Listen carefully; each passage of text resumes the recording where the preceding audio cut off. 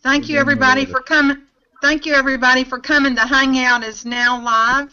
We've started the broadcast, and Kittu was trying to get the book on the screen, but we may have to do it today without the book.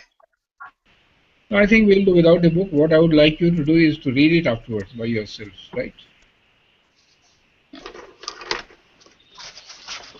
I'm not able to get the Google Hangout now. It has just disappeared. I'll go back.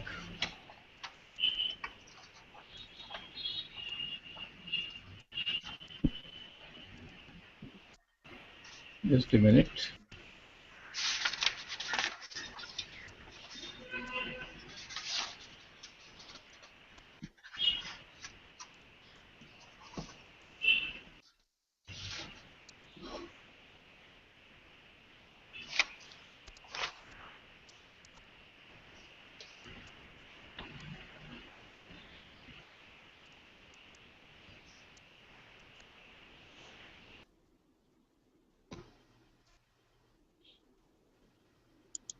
Can you hear me? Yes. So Google has just slowed down a lot.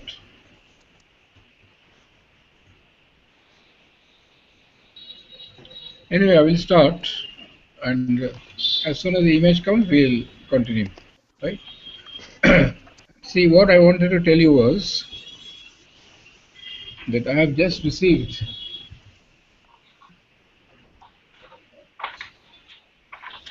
a lot of questions from quite a few sources. Names are not necessary, right? I need to clarify certain points because there are mild misunderstandings, right? Not misunderstandings, not getting the hang of the idea properly. Somebody wrote that Sri Aurobindo has been very critical of religion. So I'll explain in a very broad perspective. You see, the theme of this book, one of the themes of this book is that there are three levels on which human beings act: the infrarational, the rational, and the suprarational. And secondly, that every one of them, or there are five basic human activities: the seeking for knowledge, the seeking for beauty, the seeking for good, which is called aesthetics. Ethics. Beauty is called aesthetics. Reason normally is what we call science and philosophy. Then there is the seeking for God, and then there is the fulfillment of life. Now remember, every one of these activities, without exception, in almost all human beings, start from the infrarational.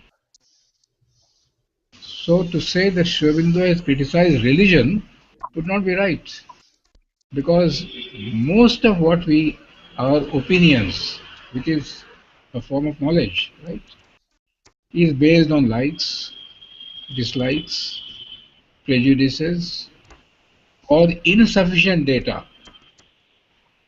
This is plain and simple infrarational. And this is what he has explained as in the chapter Reason as Governor of Life and Office of and Limitations of the Reason.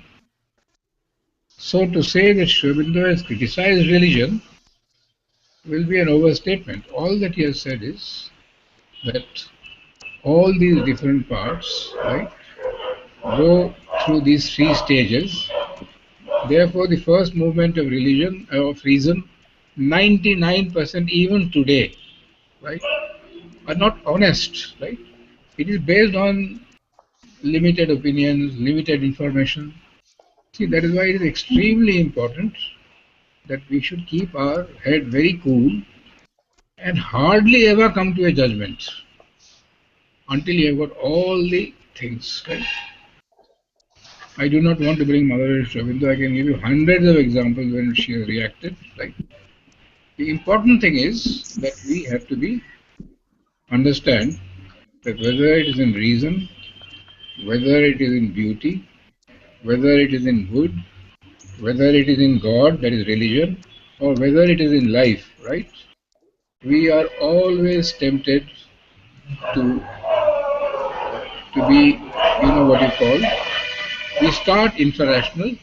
So if Sri Aurobindo criticizes, he will criticize all five. But that is not the point. The point is that every movement that is infrarational, whether in knowledge or beauty or religion or good, carries in it the potential of becoming suprarational. See, now this is the most important thing that you have to understand. And once you have understood this, right, then it becomes very easy. So, Sri Aurobindo doesn't denounce religion. Of course, there is not the slightest doubt that religion has gone very seriously wrong in many areas. But I think it is absolutely the same of reason also. Today, when we pass opinions, the only place where reason is 100% correct is in the field of material science. In politics, in economics, in social studies, wherever human psychology enters, one has to be very careful before passing an opinion. So this has to be understood very clearly. And then the second thing is that when you go to the book, you see, you will see that in this chapter he is bringing out certain ideas which are very important.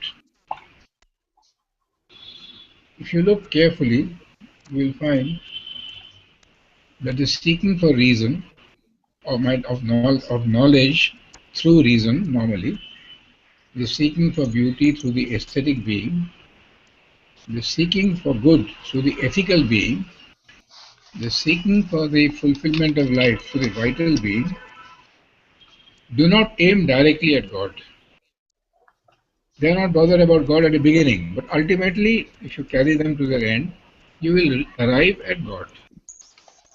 So what Sri Aurobindo is saying in this chapter, that religion says right from the beginning that we are looking directly at God, right? So this is what I want you to get, right? So if this is true, that reason aims directly at God, whether in the infrarational stage or the rational stage or in the suprarational stage, is it not likely to be true that religion can be the guide of human life? So this is the question that he is asking us. That since religion aims directly at God, let us analyze and see whether religion can be the guide for human life. So that is the first question. In the next paragraph, Sri Aurobindo says categorically that if you look at the history of mankind, right from the ancient times till today, it is an absolute fact, a very predominant fact, that whether in Asia or outside Asia, religion has played a very important role for thousands of years. In India and Asia, it still plays a big role.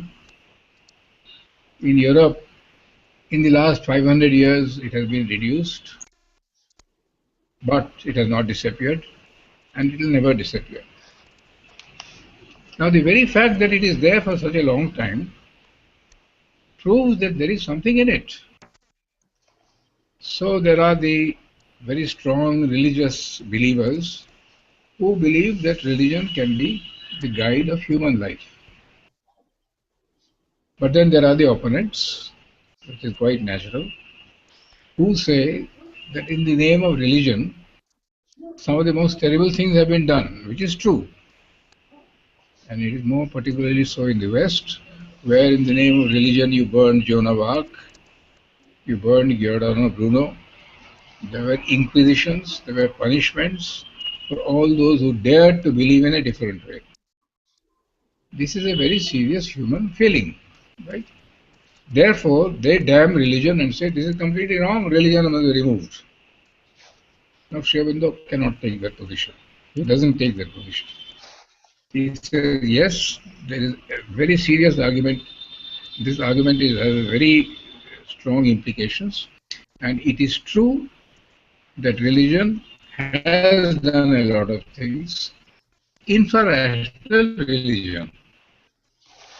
And because it is infrarational, it has to be raised slightly to a higher mental level by which you control something. You can't really change. But then to change it, you have to go to the suprarational. If therefore religion has to be eliminated, then the infrarational knowledge, because our knowledge is almost always infrarational, that has to be eliminated. Our aesthetic sense starts from the infrarational, that has to be eliminated. So it's a ridiculous proposition, right? That the infrarational, because there is a strong element in infrarational, that is one of the exaggerations of the modern mind, right? As if their reasoning is all wonderful and noble. It's not true at all. As if all the pictures of all the creations of art in modern times, most of them are belonging infrarational. In our ethics, we like only those who are with us, right? And those who are, that is perfectly infrarational. So the important thing is that all these things have to be understood from that point of view. Now, do you have the book in front of you? I do. Do you have the book? Because then I can just pick out some sentences. Then I'll click on the book, right? Okay. What page? I'll tell you. Just a minute. So it is on page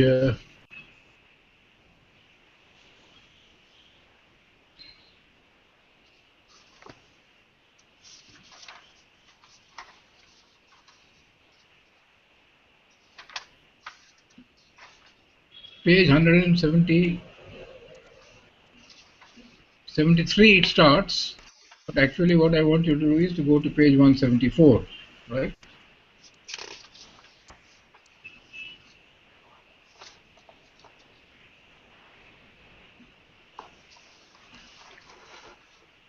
Gosh, the computer is giving a lot of trouble today.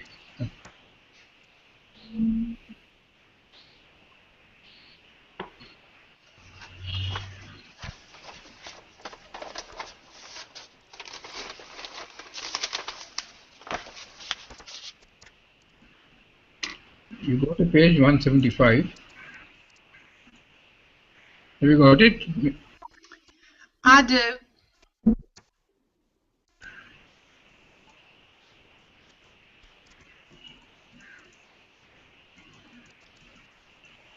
Just a minute, I'm getting on page 175. So he's explaining here, right, in this paragraph, we need not follow the rationalistic or atheistic mind through all its aggressive indictment of religion. We need not, for instance, lay a too excessive stress on the superstitions, aberrations, violences, crimes even, which churches and cults and creeds have favored, admitted, sanctioned, supported or exploited for their own benefit. So, as a result of this, the Roman poet said, to such a mass of ills could religion persuade mankind. Now follow the next sentence, very crucial. As well, one might cite the crimes and errors which have been committed in the name of liberty or of order, as a sufficient condemnation of the ideal of liberty or the ideal of order, of social order. So you see, in the name of liberty, they have committed huge crimes. Don't pretend that it is not true. Similarly, in the name of order, we have also committed huge crimes. So will you say throw liberty and order out into the sea, as you are saying that we should throw religion into the sea? That is the fact, right? Now, but we have to also see that there is no doubt that religion has done a lot of things. See the very next sentence. We cannot ignore, for instance, the blood-stained and fiery track which formal external Christianity has left furrowed across the medieval history of Europe, almost from the days of Constantine, its first hour of secular triumph, down to very recent times, or the sanguinary comment which such an institution as the Inquisition affords on the claim of religion to be the guiding light and regulating power in ethics of society. So now this is very important. We can't ignore this, right? This is very, very strong. And the fact of history is that it is the strongest in the West, not so much in the East. Of course, in the East also we have done many things which are wrong, especially in the field of social development, right? Where we have mixed up, uh, you know, social structure with religion, and it became very intolerant at one time, right? So he has mentioned that also in this chapter, in this paragraph, right? That even still more Hinduism, with all its spiritual broadness and enlightenment, it led at one time to a milder mutual hatred, an occasional, though brief-lived, persecution of Buddhism, Jaina, Shaiva, Vaishnava, right? So this is a fact. So all religions have gone wrong in some areas. So the very next sentence, in the next paragraph, the whole root of the historic insufficiency of religion as a guide and control of humanity lies there. So he gives examples of churches and creeds which have stood violently in the way of progress, right? And therefore reason had to turn upon religion and push it into the corner, right? Because they mixed up religion with but this was carrying things too far, right? Because although religion has done a lot of mistakes, just like liberty, in the name of liberty we have committed huge errors. In the name of order, you look at the societies where in the name of order, the communist society, huge massacres have been committed, right? Will you therefore say that order should be removed from life, or that liberty should be removed from life? So this is the main thing. So now what are the defects of religion? He has put them here very clearly. First of all,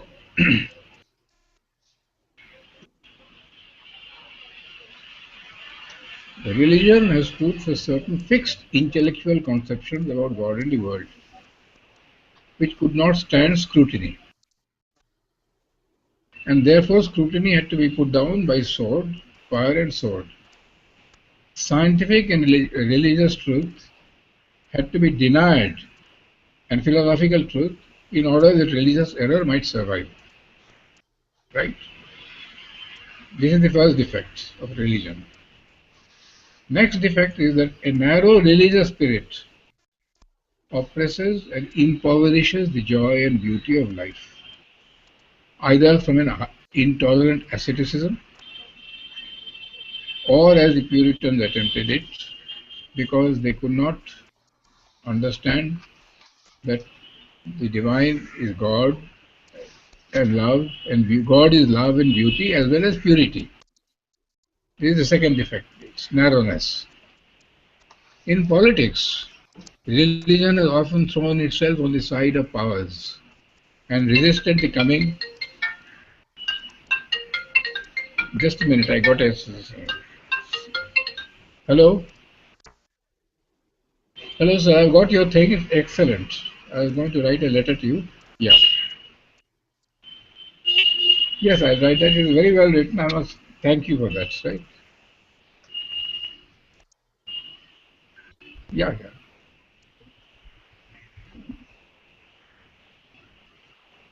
Yeah, sorry.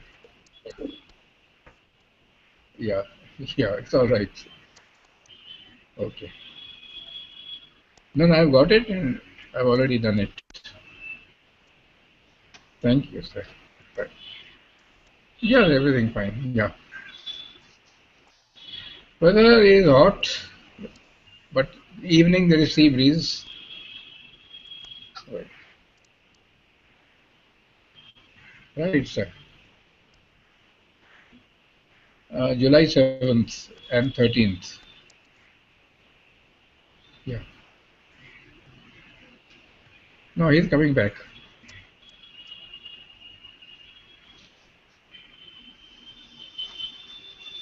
Yes, it might be, but things are certainly going in our favor now. Right, sir. Jayant is coming. He's in China. He'll come in the end of this month or first week of July. Right, sir. Bye. Sorry for the interruption, but this was a very important call. So the second thing is, as I said, narrow religion. Third thing is that in politics it has often thrown itself, right? And this is particularly true in Europe, right? Particularly true with the Pope, right? This attack is being made a little bit on India, but it is not even 1/10 as true there, right? And then these have been the main errors, right?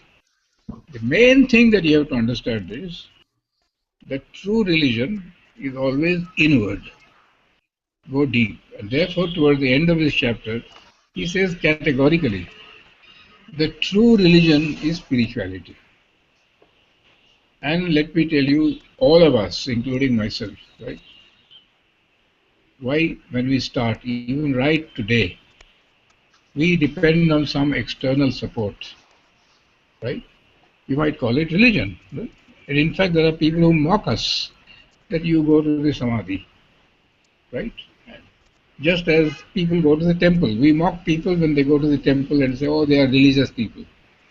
It's idiotic, because all human beings, until they have arrived at that supreme spiritual consciousness, which is stabilized in them, need some external support. And this external support always comes in some form, which is called religion. So this tendency to criticize religion is wrong. What we have to do is to raise religion. So there are two aspects of raising religion.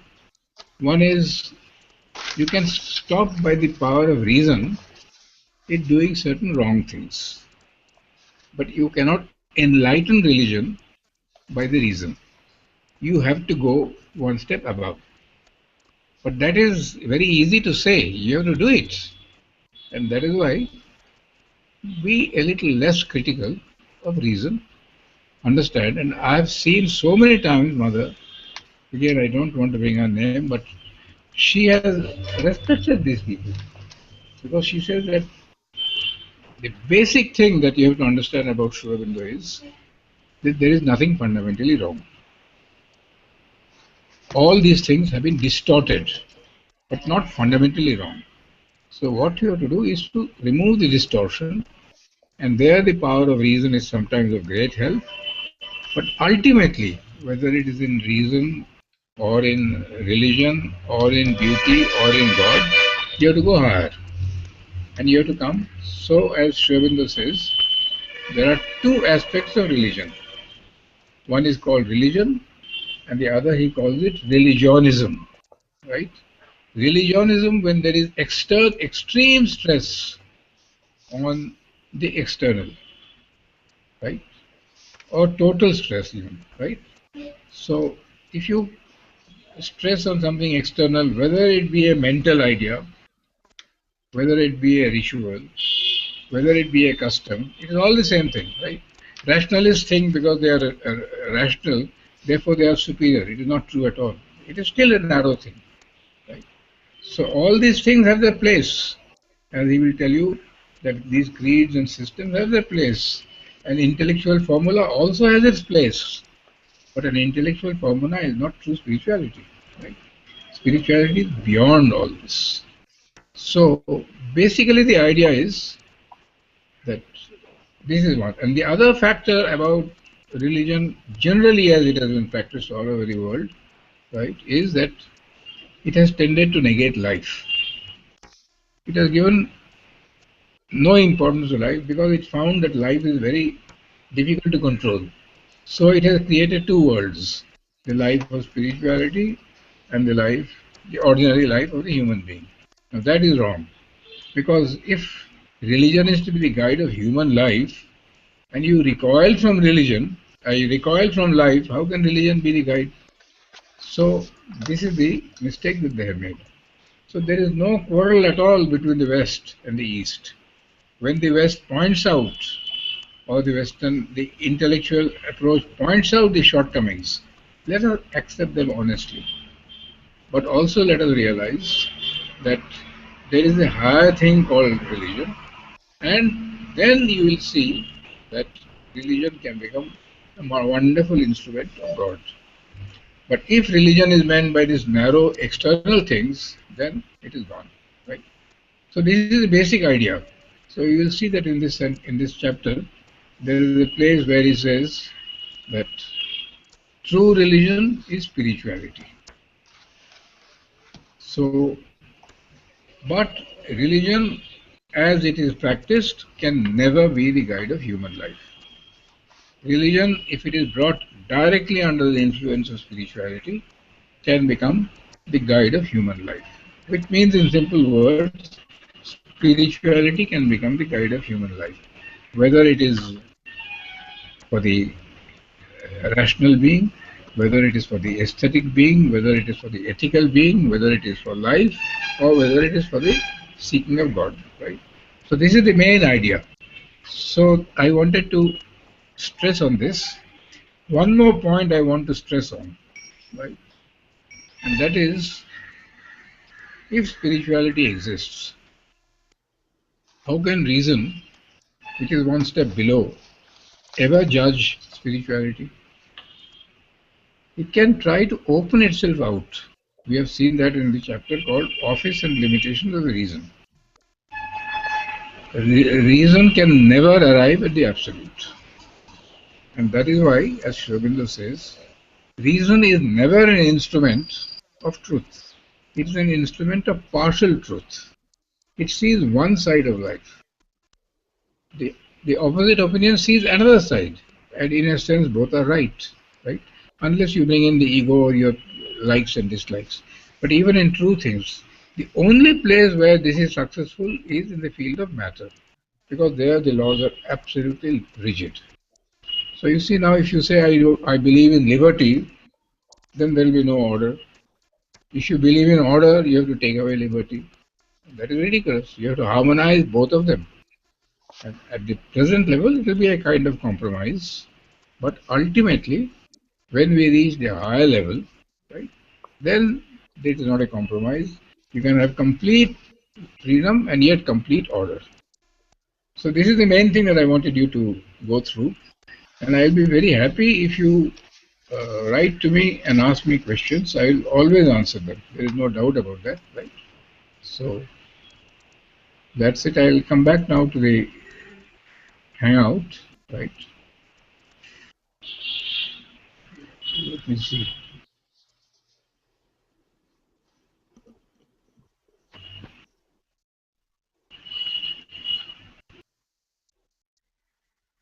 Donna? Yes. Don't send this on the email. You send it on the hangout itself. Otherwise, now to get the link, I have to go back to email. You see? Okay. Because otherwise, now you see, I have to go back to the email, which means I have to close this or minimize this, right? You only have to minimize it to show your screen. I've come to the hangout screen.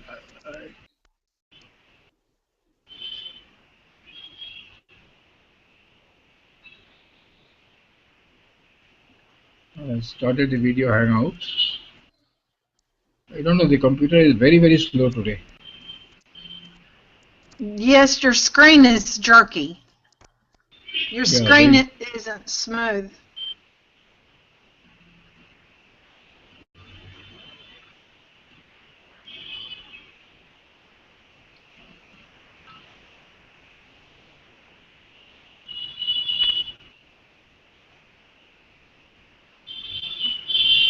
There is one more question, which, not question, a remark.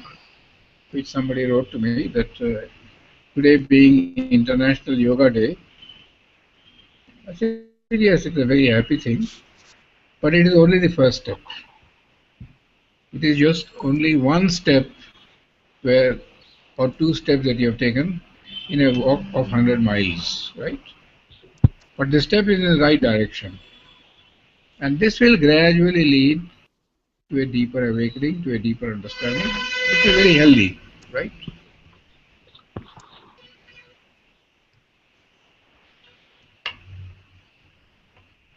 So I have come back to the call. I can see Basudev, Pranab. I don't know who the other person is. So if you have any questions, you can ask me directly right now. Otherwise, you can email me. Hello? Well, Rish, go ahead. If anybody has any question, and if anybody who doesn't want to ask a question here, but would like to send it to me by email, I will always answer, right? I would suggest that we do not form opinions very fast about anything, right? It's always better to be very cautious, and that is why one of the first steps which all spiritual teachers have said is do not comment, do not pass opinions unless it is your duty to do it. If I am a teacher, I have to pass a comment on my student, but only on those areas in which it is my responsibility. We have opinions about everything. We pass judgments about everybody, right? Based on newspapers, TV channels, you see. That's why the newspaper room in the ashram was known as the room of falsehood. Absolutely. The newspapers and the TV channels are important only not for their opinions, but to know what is happening. And even there you will never know really the truth. I can give you hundreds of examples where I've had this kind of experience, right? So it is better not to form positions. I can tell you this much, that if you take these positions, it will be against spiritual growth and development. Because then you get caught in this trap, right, of logic and reason and all that. They are not the highest instrument. Since we have not arrived at the highest knowledge, be very cautious about what you think about anybody. Right? That's all. Thank you for coming for the session today, Kittu Da. Shivika has not come today? No. I will write to her and find out what happened. She might be out of town, or she might be with her baby, you see, because she has to send the baby to sleep. Yeah. I'll send the video to Shivika. Yeah, someone wrote to me that this video is very useful, right? And I have taken care to see that the light on the other side has been put off. Otherwise, it was too bright. Right? Yeah. So I think now the video will be better, and I think it should be on the YouTube within another 10 minutes. No? Yeah, it should be. We did have a request that somebody wants us to have the audio recording so that they can listen to the audio at their leisure, and Yeah. we're trying to figure out how to do that. Yeah. Okay. All so right. I think we'll stop. Okay. Thank you, everybody, for coming. Unless you have something particular to say, right? This is the last call for questions. Anybody have a question? No, I think there are many people who don't want to ask questions in front of everybody, right? So they can write to me on the email, right? And I will most gladly answer. Okay. Should I give your email out right now?